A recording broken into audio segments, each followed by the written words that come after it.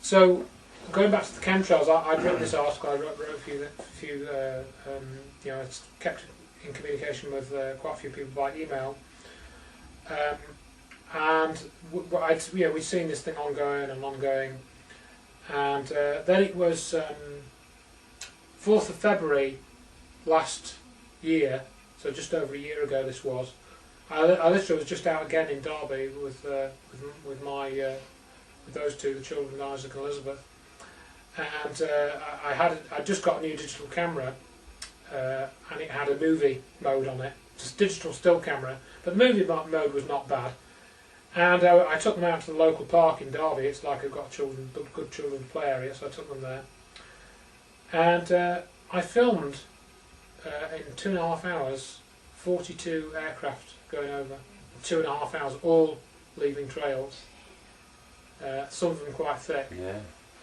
And you know, I because I got the digital camera, the files I actually recorded. There were probably more than 42, but I literally made sure. You know, I watched them go over, and then I waited for another one to come over, so I knew it was a different plane.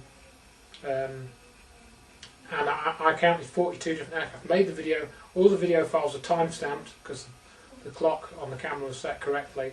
So I made it into a video, and I edited all this together, and I put it on the internet. Still on there now.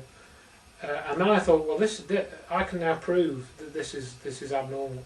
So it's now time to take this data to, you know, the official bodies, because I'd got a substantial amount of data which was documented, time-stamped, dated.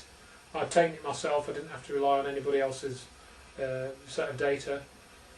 And I thought, well, I'll put this together into a report about the whole chemtrail issue.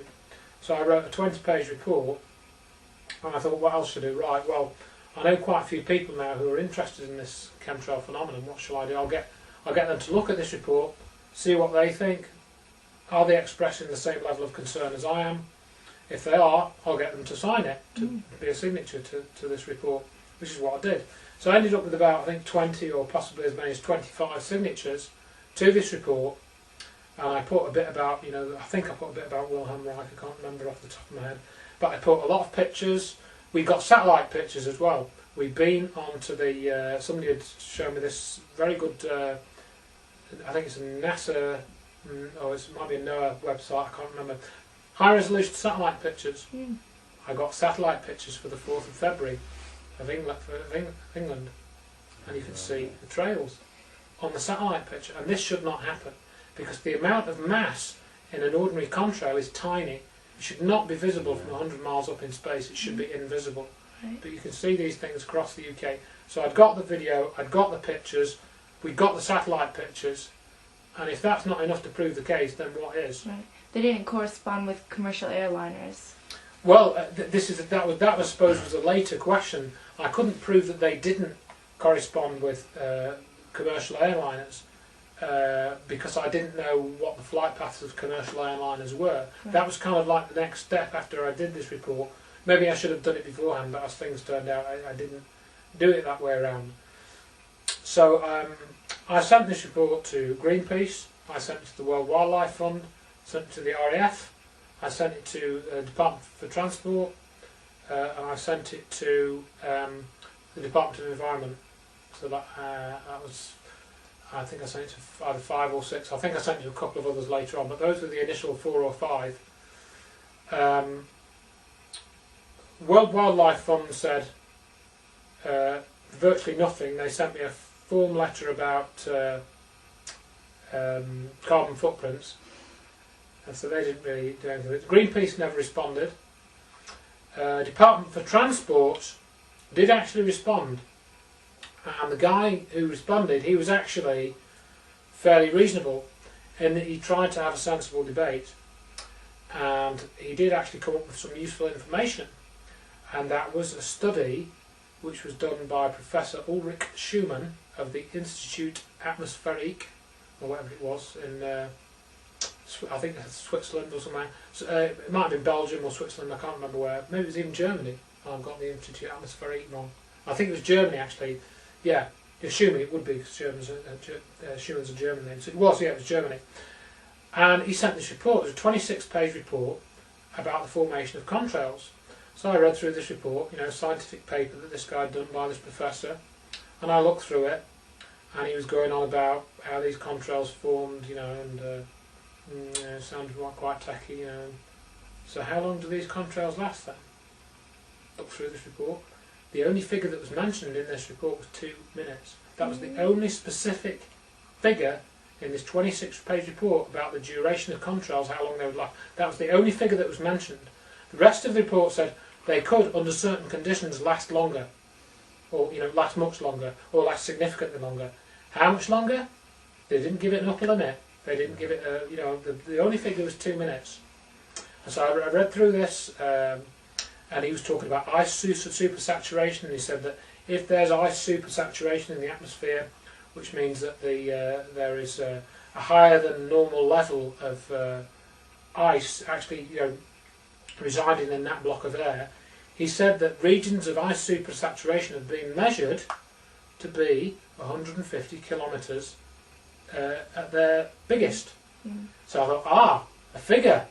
So I went back to my satellite picture from the 4th of Feb, worked out the resolution on the image, which I think was 2 kilometres per pixel, and I found a line on there, a contrail, which was 150 pixels long or something like that, maybe even 160. So that meant that that contrail was 320 kilometres long. So I was able to put a figure on it, because that was bigger than this 150 kilometre figure that was in this report. A lot bigger. So I knew that that can't have been the explanation. Yeah. So that's basically what I sent back to this Department of Transport guy, but he wasn't having any of it. So this 26-page report by this professor had no time-lapse studies. I'd done time-lapse studies. You get a digital camera, or even a webcam. You put it on a laptop, you run some software, it takes a picture every minute, every 10 seconds, whatever you want to set it to, and you put it into an AVI.